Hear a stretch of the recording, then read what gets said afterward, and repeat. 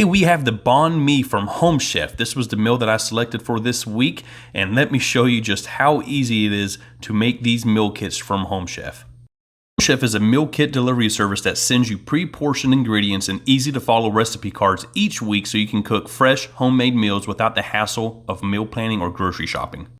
Bahn Mi was just one of the 3 meals that I picked out for myself this week, and to be honest, the one I was most excited about.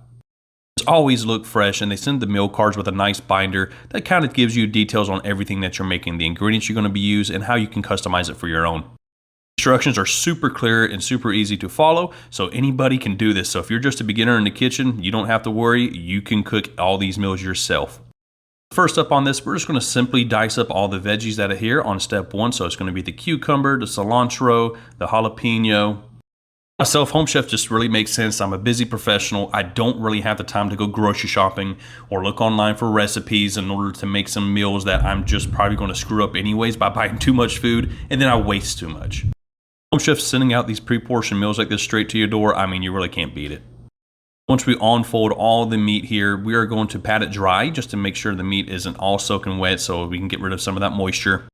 Do that to both sides of the meat so you can flip it over. And then once that's done, you go ahead and dice it up into larger chunks.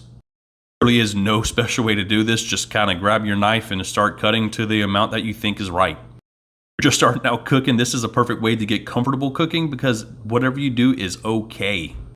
We're going to go ahead and make the fresh slaw here. So they give you the cabbage, of course the cucumbers we diced up earlier. You go ahead and add the jalapenos we diced up earlier. We're also going to add the cilantro. If you're like me, I'm not a huge fan of cilantro, so I did put a little bit in there, but hey, whatever. We also got the vinegar here, so we're going to enter the whole bottle of vinegar because it's already pre-portioned out to the exact amount that you need.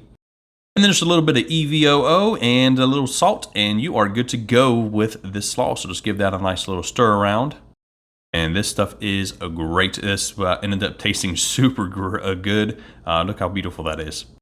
Now let's go ahead and brown up this meat here. We're just gonna put a little EVO into the pan and then just throw the meat right in there.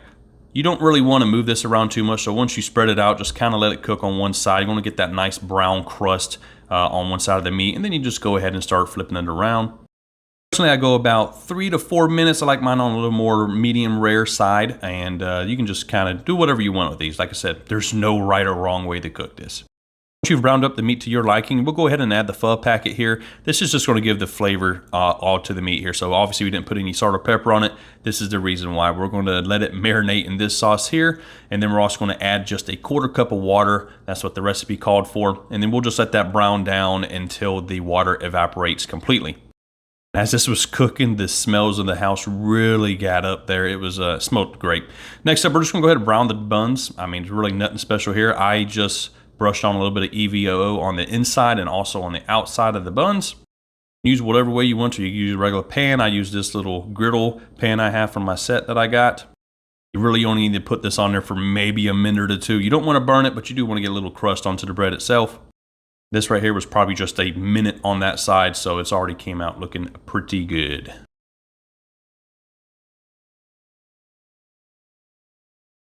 Once all the water has boiled away and you got pretty much just the meat there in the pan, just kind of still browning back in the pan, we'll go ahead and take this off the heat. The recipe does call for it to be off for about 3 minutes, so that way it can rest. You always want to rest any kind of red meat, so steaks, you always want to make sure it rests for just a little bit.